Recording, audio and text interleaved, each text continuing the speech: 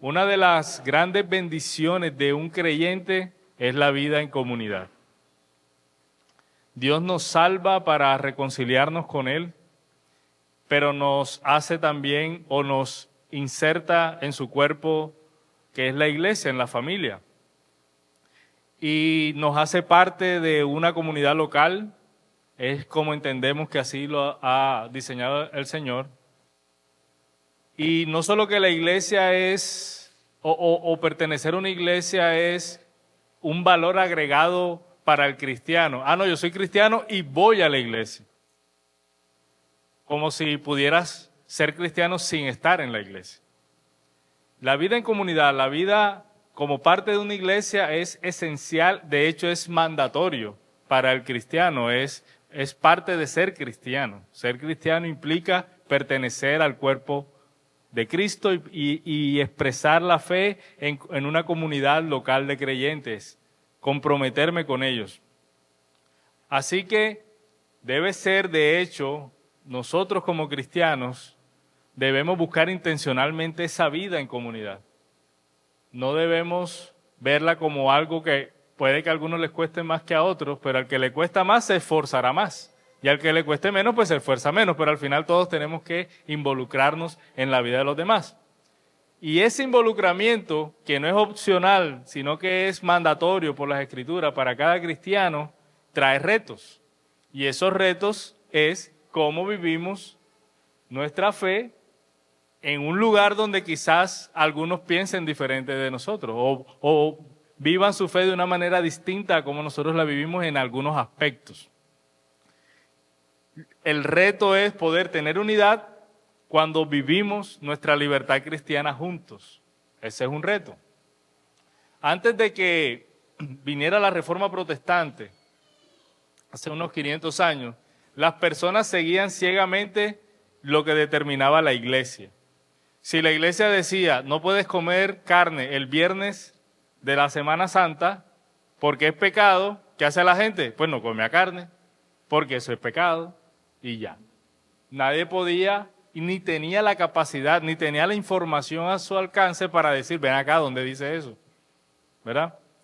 La Reforma trajo trajo ese cambio. Ahora la palabra de Dios está al acceso de todos nosotros, en el idioma de todos nosotros, en 10 versiones diferentes si tú quieres, y tienes mucha información. Y tú ahora, como lo dice la Escritura, si desde el púlpito se dice algo que no se conforma a la palabra de Dios, no solo que tú tienes la opción de no obedecerlo, sino que tienes el deber de no obedecerlo, porque estarías desobedeciendo a Dios mismo. ¿Sí? Entonces, ¿qué pasa inclusive en algunas iglesias aún, y Dios nos libre de eso? Es imponer mandatos que la Escritura no establece. Y evaluar la fe de alguien conforme al cumplimiento de esos mandatos. ¿Verdad? Cuando yo pretendo en el cumplimiento de las normas, ganar mi salvación, yo soy un esclavo de la norma. Yo soy un siervo de la norma. Pero cuando yo busco cumplir una norma, porque he sido salvado, entonces yo estoy adorando con libertad. Porque yo sé que en el cumplimiento de eso, yo no estoy ganando nada, lo estoy haciendo porque quiero, lo estoy haciendo porque amo al Señor, lo estoy haciendo porque Él me salvó. Está mal lo que haya reglas, normas, los mandatos en el Nuevo Testamento son muchísimos. Tenemos muchos mandatos en el Nuevo Testamento y podemos obedecerlos con libertad porque sabemos que al hacer lo que el Señor nos pide hacer, no nos estamos ganando nada, sino que estamos respondiendo a lo que Él ya hizo, a lo que Él ya hizo por nosotros. Cuando adoramos con libertad, cuando yo obedezco al Señor porque quiero, porque he entendido, porque quiero agradarle, porque quiero obedecerle, yo estoy verdaderamente adorándolo. Pero si yo busco en el cumplimiento la aprobación de Dios, entonces probablemente tú no estás adorando con libertad. Cuando tú llegas a convicciones personales de cómo vivir tu vida cristiana basado en la Escritura y aplicas esas convicciones a tu día a día, tú estás adorando a Dios. Pues si coméis o bebéis o hacéis otra cosa, hacedlo todo para la gloria de Dios. El dilema que presenta nuestra libertad de conciencia, el dilema que tenemos entre nosotros, es que lo que es una convicción para ti, puede que no lo sea para ti, o puede que sea en una manera distinta. Ese va a ser siempre la cuestión que va en medio nuestro. Pero fíjense lo que nos enseña la Escritura en cuanto al ejercicio de nuestra libertad cristiana. Romanos 14, 22 al 23 voy a leer. Mire lo que dice Pablo aquí. Pablo en Romanos 14 ha venido explicando todo este asunto de que hay hermanos que les cuesta hacer ciertas prácticas, a otros que las hacen con libertad, y Pablo resume esto diciendo, la fe que tú tienes, tenla conforme a tu propia convicción delante de Dios. Tenla conforme a tu propia convicción delante de Dios.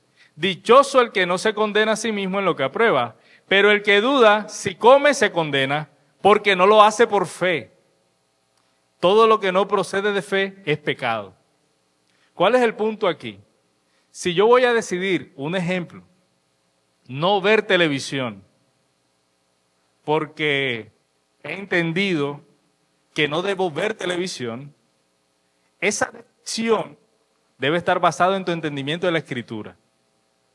Y si tú lo vas a hacer, convencido por la Escritura, lo estás haciendo por fe. Lo estás haciendo por fe. Pero si tú dices, no, yo no voy a ver televisión porque yo no veo televisión, no lo estás haciendo por fe. Estás haciendo por la fe del otro. Pero Pablo nos dice, la fe que tú tienes, tenla conforme a tu convicción delante de Dios. Tenemos una responsabilidad personal de que todo lo que hacemos o no hagamos en nuestra vida esté basado en nuestro conocimiento de Dios, en la fe que tenemos en Él. Eso es algo personal. Y aquí hay algunos principios, gracias mi hermano, hay algunos principios que debemos tener presentes para desarrollar convicciones que honren al Señor y que se correspondan a nuestra fe. Yo recuerdo que cuando yo empecé en el cristianismo, recién me convertí, yo me sentía abrumado porque sentía que si bien había cosas que ya entendía que no debía hacer o que sí debía hacer, había muchas que no. Recordaba pocos versículos bíblicos, o sea, como que yo decía, yo sé que hace falta más, o sea, como que me falta conocer más y probablemente en eso que no conozco, yo estoy pecando. Y eso era como abrumador para mí en ese momento. Y alguien me dijo en ese entonces, quien me instruía, me dijo, no te preocupes por obedecer lo que no conoces, obedece lo que conoces.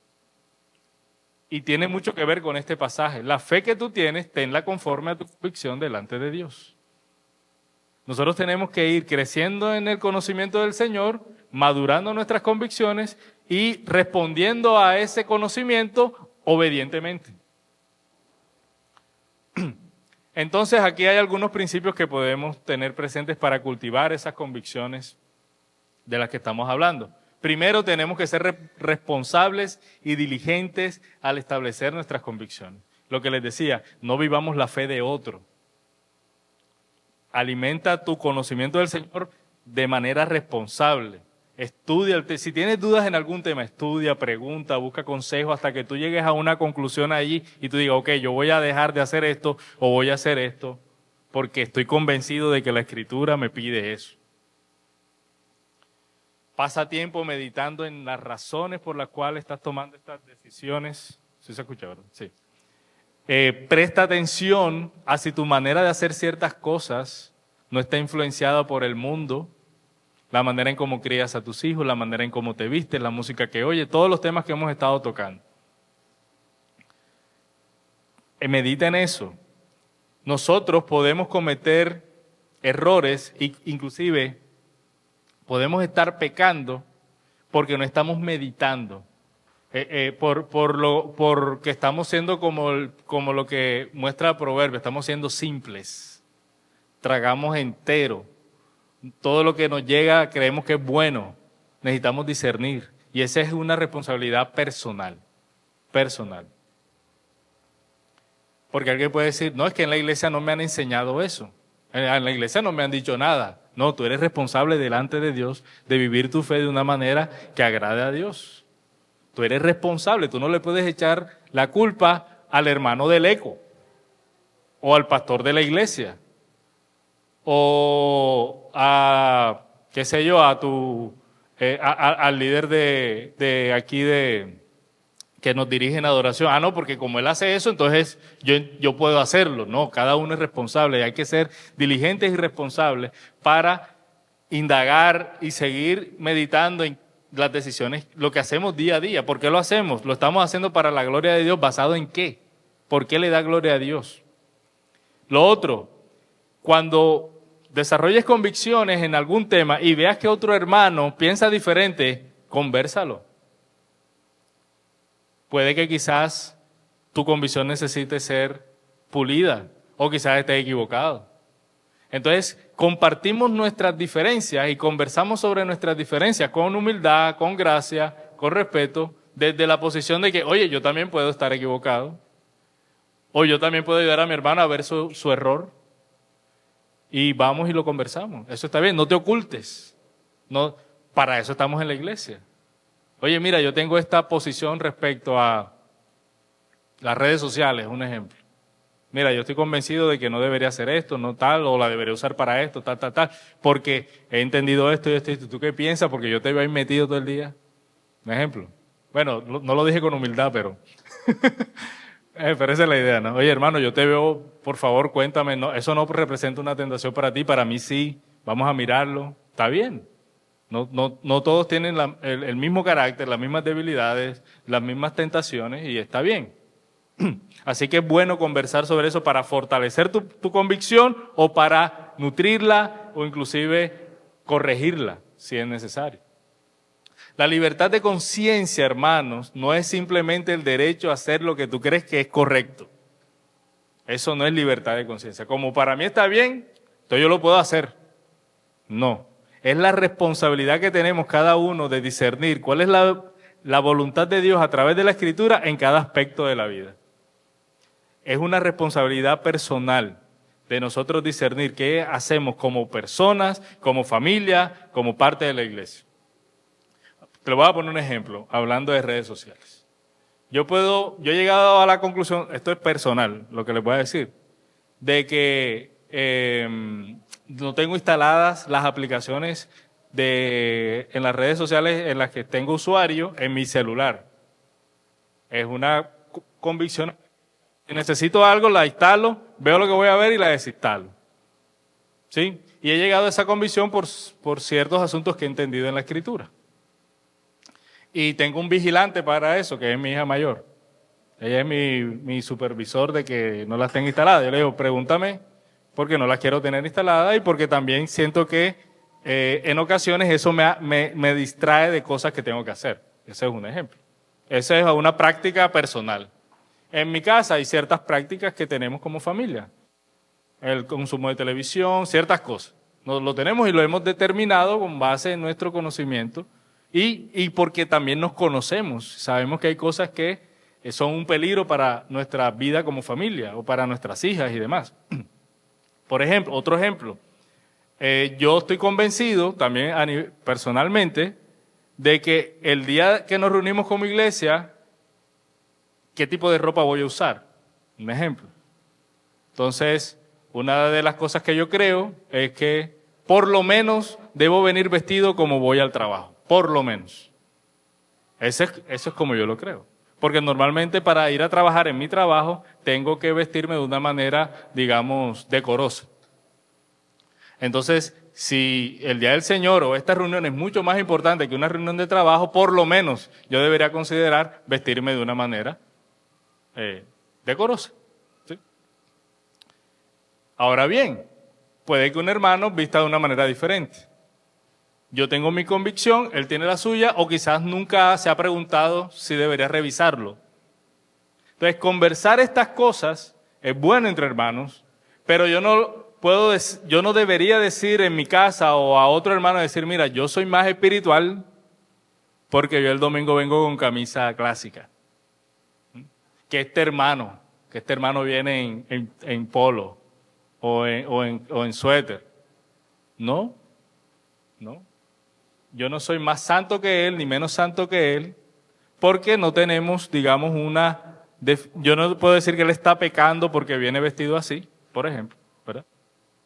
Por lo cual, yo tengo mi convicción, la he desarrollado, estoy convencido de eso, probablemente en una conversación lo persuada a que se ponga una camisa clásica y ya, está bien. Y seguimos madurando y él seguirá madurando, por lo menos seguirá revisando ese asunto, cómo le está dando gloria a Dios, inclusive en esa decisión de cómo venir vestido a la reunión del domingo, un ejemplo. ¿Sí? Así que otros hermanos pueden llegar a conclusiones diferentes en ciertos asuntos debido a su carácter, a sus luchas personales contra el pecado, a lo que hasta hoy han comprendido de la palabra de Dios.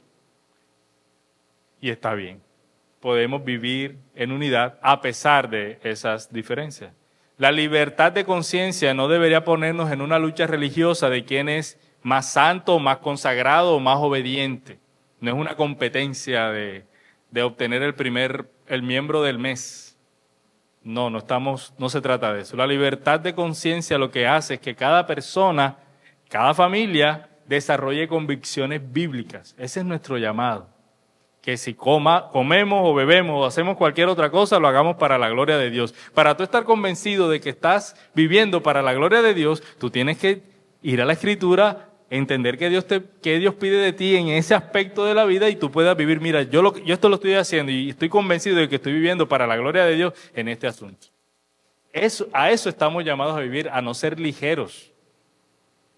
Ningún área de tu vida no es un área donde puedes decir, no, en esto no es necesario darle gloria a Dios, porque esto es un asunto menor, esto solo es comida, esto solo es ropa, esto solo es deporte. No, ahí también debes dar gloria a Dios. ¿Cómo lo haces? Instrúyete, pide consejo, pero no vivamos vidas simples. Como cristianos no estamos llamados a que la vida nos pase por adelante, sino que nosotros vivamos de manera determinada a dar gloria a Dios en cada asunto de la vida. Esa misma libertad nos va a permitir, la libertad de conciencia, nos llama a vivir para la gloria de Dios, nos llama a disfrutar de lo que Dios nos ha dado con libertad, pero también nos llama a alegrarnos con hermanos con los que tenemos diferencias, a poder inclusive apreciar nuestras diferencias. Y eso lo logra el Evangelio. El Evangelio nos da libertad para adorar a Dios, viviendo bajo nuestras convicciones bíblicas y adorar en unidad sin que todos nos veamos como una copia. El Evangelio es hermoso. Cuando Juan tiene la visión, dice que vio gente de toda lengua, toda tribu, toda nación, y yo creo que se veían diferentes. Cada uno se veía diferente. Todos estaban vestidos por ropas que habían sido limpiadas por la sangre del Cordero, pero Juan sabía que ese era africano, que ese era colombiano, que ese era de otro lado, porque que achinadito, eran diferentes. Y todos estaban ahí adorando al Señor, juntos, en unidad. Ahora bien, hay algo importante. Un autor lo expresó de esta manera. John Webster lo dice así. La conciencia es un buen siervo, pero es un tirano temible como señor. La conciencia es un buen siervo, pero si la conciencia es la que manda, es un tirano terrible. Ya vamos a desarrollar eso. Para que nuestra conciencia nos sirva, debemos instruirla con la Escritura. Eso lo veamos al inicio. Nuestra conciencia sirve, el Señor la puso ahí como un testigo, que nos acusa o nos exonera. Está ahí como un árbitro de lo que hacemos. Una conciencia mal informada no nos sirve de nada, porque nos va a exonerar siempre. Va a tratar lo malo como bueno, o lo bueno como malo. Pero una conciencia informada va a ser un buen siervo para nosotros. Debemos instruir nuestra conciencia con la Escritura y así por el poder del Espíritu Santo someter nuestra conciencia al señorío de Jesús. La conciencia se convierte en un señor o en un tirano cuando pensamos que una conciencia informada es nuestra salvación. Nosotros somos salvos porque tenemos una conciencia informada. No, la salvación la produce el Señor en el Evangelio. Necesitamos informar la conciencia para que nos sirva vivir ese Evangelio de una manera que honre a Dios. O también la conciencia se vuelve tirana o un mal señor, un mal señor, cuando pensamos que podemos obedecer de forma perfecta si le damos más información a la conciencia. Es decir, cuando nosotros decimos, esta persona lo que necesita es más información, más entendimiento, más conocimiento, y descuidamos el poder y la gracia del Espíritu y lo que solo el Señor puede hacer. Hay personas que pueden tener una buena teología intelectualmente y eso no la hace más obediente o no la hace más piadosa o no la hace más misericordiosa o no hace que ame más al Señor, pero tiene buena información. Necesitamos la gracia del Señor cada día para que en aquello que nosotros somos informados, nuestro corazón esté dispuesto a obedecer. Mire lo que dice Pablo a Timoteo. Pero el propósito de nuestra instrucción es el amor nacido de un corazón puro, de una buena conciencia y de una fe sincera. Es decir, el propósito de que seamos instruidos no es para que sepamos más, es para que nuestro corazón sea más puro, para que tengamos una buena conciencia y para que vivamos nuestra fe de una manera sincera. No es saber por saber. El fin de la conciencia limpia no es salvarnos. Eso solo lo puede hacer el Evangelio. Hoy en tristemente, nosotros vivimos y eso se ve en la iglesia, sobre todo en iglesias que se predica sanamente. Aquellos que han entendido que hay cosas que no son pecado y que pueden vivir con libertad sin temor a estar pecando contra el Señor, entonces se vuelven exigentes como reclamando el derecho, inclusive imponiendo su libertad al otro, ¿sí? Como si fuera un asunto de hacer valer a lo que tienen derecho. Eso se ve fuera de la iglesia, pero eso está en la iglesia. Todo el mundo quiere que lo respeten. Todo el mundo quiere que le hagan valer sus derechos. Todo el mundo quiere que le llegue el subsidio cuando le tiene que llegar. Todo el mundo quiere que si la nómina se atrasó, entonces pone pereque porque la empresa tiene el deber de pagarte en el día que lo acordó. Un ejemplo. Todo el mundo pelea por sus derechos. Y eso nos está pasando en la iglesia. Que nosotros volvemos nuestra libertad cristiana un asunto a defender. Yo quiero defender mi derecho a hacer esto porque yo sé que ahí no hay pecado. Pero miren lo que escribe Pablo a los Corintios con respecto a ese tema. Este pasaje es largo, pero creo que vale la pena leerlo completo. Voy a leer desde el 1, primero a los Corintios 8. En cuanto a lo sacrificado a los ídolos, sabemos que todos tenemos conocimiento. El conocimiento envanece, pero el amor edifica. Si alguien cree que sabe algo, no ha aprendido todavía como debe saber. Si alguien cree que se la sabe, la verdad es que no se la sabe. Es lo que dice Pablo. Pero si alguien ama a Dios, ese es conocido por él. Por tanto, en cuanto a comer de lo sacrificado a los ídolos, que ese era un tema de discusión en la iglesia, sabemos que un ídolo nada es en el mundo. Pablo está dando conocimiento. Está diciendo, mira, los ídolos no son nada. No son nada. No hay sino un solo Dios. Porque aunque hay algunos llamados dioses, ya sea en el cielo o en la tierra, como por cierto hay muchos dioses y muchos señores, pero para nosotros hay un solo Dios, el Padre, de quien proceden todas las cosas, y nosotros somos para Él. Y un solo Señor, Jesucristo, por quien son todas las cosas, y por medio de Él existimos nosotros. Pablo dio la instrucción, ¿cierto? Mire, en cuanto a los sacrificados a los ídolos, sabemos que eso no es nada. ¿No? Esos dioses son falsos. De Dios proceden todas las cosas. Entonces viene el 7 y dice, sin embargo, no todos tienen este conocimiento. Porque algunos, estando acostumbrados al ídolo hasta ahora, comen alimento como si éste fuera sacrificado a un ídolo y su conciencia, siendo débil, se mancha. ¿Por qué esta persona, su conciencia se mancha? Porque no tiene este conocimiento. Pablo lo está diciendo, ¿cierto que sí? Hay personas que no conocen esto, están acostumbrados al ídolo, van y le ofrecen carne que él sabe que fue sacrificada a los ídolos, entonces él no se la quiere comer. Porque cuando él se va y se la come, se mancha su conciencia. Dice, pero la comida, dice Pablo, no nos recomendará a Dios, pues ni somos menos si no comemos, ni somos más si comemos. Conocimiento. Pablo está instruyendo, ¿verdad? Pero tengan cuidado. No sea que esta libertad de alguna manera se convierta en piedra de tropiezo para el débil. Porque si alguien te ve a ti que tienes conocimiento sentado a la mesa de un templo de ídolos, no será estimulada su conciencia si él es débil a comer lo sacrificado a los ídolos. Por tu conocimiento se perderá el que es débil, el hermano por quien Cristo murió. Y así, al pecar contra los hermanos y herir su conciencia cuando ésta es débil, pecan contra Cristo.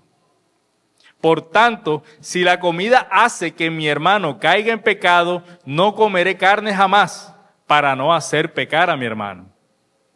¿Pablo está defendiendo su derecho a comer ahí? No. Él dice que él está dispuesto a renunciar a su derecho a comer para cuidar al hermano que no tiene este conocimiento. Pero Pablo está instruyendo al hermano que no tiene conocimiento. No es que el hermano que no tiene conocimiento ahora se vuelve el Señor y yo tengo que ajustar mi vida para que el hermano no peque. No, este hermano también está llamado a crecer en el conocimiento. Y mientras eso ocurre, yo tengo que ser cuidadoso con mi hermano. Sigo leyendo. En el 9. No soy libre, dice Pablo. No soy apóstol. No he visto a Jesús nuestro Señor. No son ustedes mi obra en el Señor. Si para otros no soy apóstol, por lo menos para ustedes sí lo soy. Pues ustedes son el sello de mi apostolado en el Señor.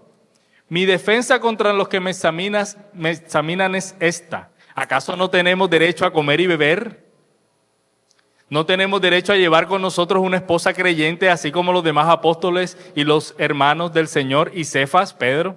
¿O acaso solo Bernabé y yo no tenemos el derecho a no trabajar? ¿Quién ha servido alguna vez como soldado a sus propias expensas? ¿Quién planta una viña y no come de su fruto? ¿O quién cuida de un rebaño y no bebe de la leche del rebaño? Pablo le está diciendo, nosotros tenemos derechos por la obra que estamos haciendo entre ustedes. Él cita la Escritura para defender ese derecho y voy a saltármelo por temas de tiempo. Pero él dice luego, voy a leer el 12. Si otros tienen ese derecho sobre ustedes, ¿no los tenemos aún más nosotros? Sin embargo, no hemos usado ese derecho, sino que sufrimos todo para no causar estorbo al Evangelio de Cristo. Pablo estaba defendiendo su derecho. No, él dice, mira, tenemos derecho, pero no lo vamos a usar para que eso no sea un impedimento para el Evangelio. Pablo era libre. Él lo dijo, yo soy libre, yo tengo derechos. Y porque soy libre, no voy a usar los derechos. ¿Para qué? Para que no poner estorbo al Evangelio. Sí, dice el 19. Bueno, voy a leer antesito. El 17. Porque si hago esto voluntariamente, tengo recompensa, verdadera adoración. Si lo hago, no porque me van a pagar, no porque tengo los derechos, sino porque lo quiero hacer, tengo recompensa, adoración verdadera. Pero si lo hago en contra de mi voluntad, un encargo se me ha confiado. ¿Cuál entonces es mi recompensa? Que al predicar el Evangelio pueda yo ofrecerlo gratuitamente sin hacer pleno uso de mi derecho como predicador del Evangelio. Y termino porque aunque soy libre de todos me he hecho esclavo para ganar al mayor número posible. A los judíos me hice como judío para poder ganar a los judíos. A los que están bajo la ley, como bajo la ley, aunque yo no estoy bajo la ley, para poder ganar a los que están bajo la ley. A los que están sin ley, como sin ley, aunque no estoy sin la ley de Dios, sino bajo la ley de Cristo, para poder ganar a los que están sin ley. A los débiles me hice débil para ganar a los débiles. A todos me he hecho todo para que por todos los medios salve a algunos. Y todo lo hago por amor del Evangelio, para ser partícipe de él. Libertad cristiana expresada en la vida de Pablo. Pablo nos muestra un concepto diferente a lo que dice el mundo. Los creyentes debemos estar dispuestos a morir a nuestros derechos por amor al que tiene una conciencia débil y por amor al Evangelio. No es que no exista virtud alguna en defender nuestros derechos, no es que siempre sea malo defender los derechos, no es que no sea necesario en ocasiones defender tus derechos. Pero el creyente debe considerar muchas cosas antes de llegar ahí. Debe considerar lo que la Escritura nos enseña, lo que Cristo nos enseña, lo que el Evangelio nos modela, antes de exigir sus derechos y que sus libertades cristianas sean respetadas. Y es interesante porque Pablo, cuando recluta a Timoteo, lo circuncida. Pablo, Hechos 16, del 1 al 3. Toma a Timoteo y lo circuncida y dice, lo circuncido porque el papá es griego. Y yo no quiero que esto impida nuestro acercamiento a los judíos. Y a él le pidieron circuncidar a Tito, Gálatas 2. Y dice, no señor, yo no voy a obligarlo a circuncidar. Y entonces, ¿lo circuncida o no lo circuncida? Él tenía la libertad. Y la manera en cómo actuó en cada circunstancia era la manera en que él entendía era mejor para el avance del Evangelio. O para cuidar las conciencias débiles. Es impresionante. Eso es lo que produce en nosotros la libertad. Habrá momentos en que tenemos que hacer valerla. Por amor inclusive al débil. Para ayudarle a crecer. Habrán otros en que tú mueres a tus derechos. Por amor al débil también. El problema con la libertad cristiana es que los que se sienten fuertes para hacer algo se interesan más en el derecho que en el amor por los otros y en el avance del Evangelio. Pablo le dice en Romanos 14 a los fuertes que se abstengan, bueno, en Corintios, en el que leímos ahorita también, que se abstengan de comer la carne para no ser tropiezo.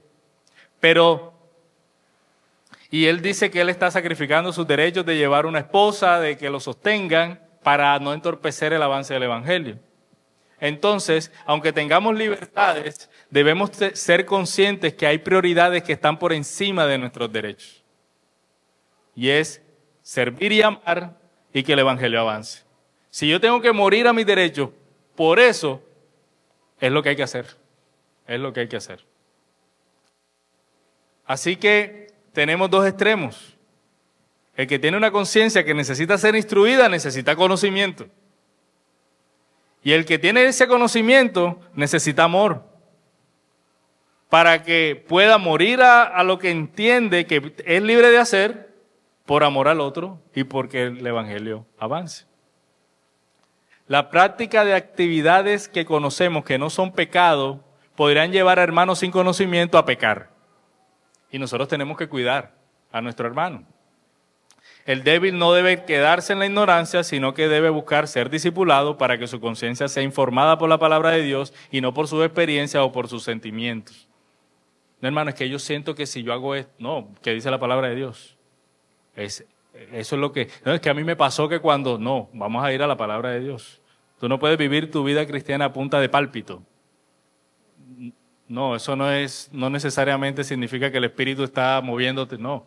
Probablemente es tu predisposición por las experiencias que has tenido, porque quizás no has sido instruido y quizás es un error.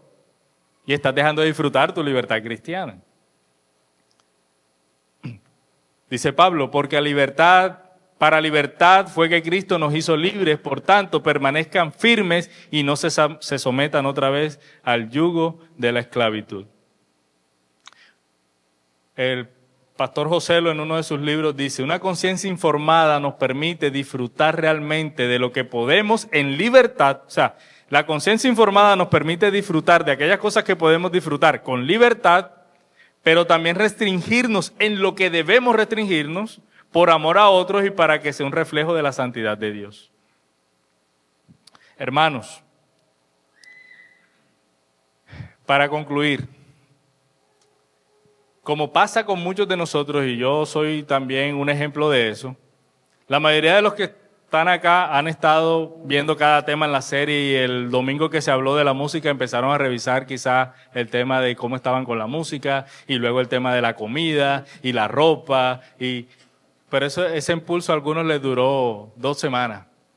Ya después volvieron y quizás se acuerdan que en esa área deben dar gloria a Dios. Miren, nosotros estamos llamados a que si comemos o bebemos o hacemos cualquier otra cosa, demos gloria a Dios. Hermano, no descuides eso. No tomes a la ligera nada en tu vida. Si tú has creído en el Señor, tú vives para el Señor.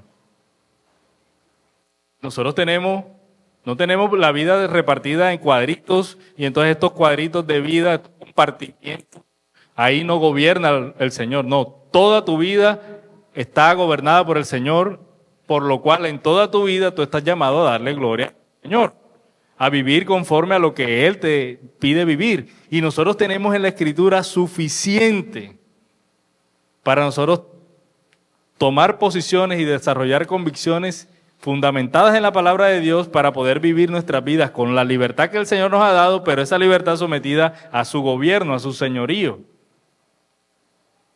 Así que no tomes a la ligera nada en tu vida, ni lo que ves, ni lo que oyes, ni lo que comes, ni cómo vistes, ni cómo hablas, ni cómo gastas tu dinero, ni cómo crías a tus hijos. Si comes o si bebes o si haces cualquier otra cosa, hazlo para la gloria de Dios. Llamado, como dice Pablo en Romanos, y con esto termino, porque ninguno de nosotros vive para sí mismo y ninguno muere para sí mismo. Pues si vivimos, para el Señor vivimos. Y si morimos, para el Señor morimos. Por tanto, ya sea que vivamos, que muramos, del Señor somos. Porque para esto Cristo murió y resucitó, para ser Señor muertos como de los vivos. Amén.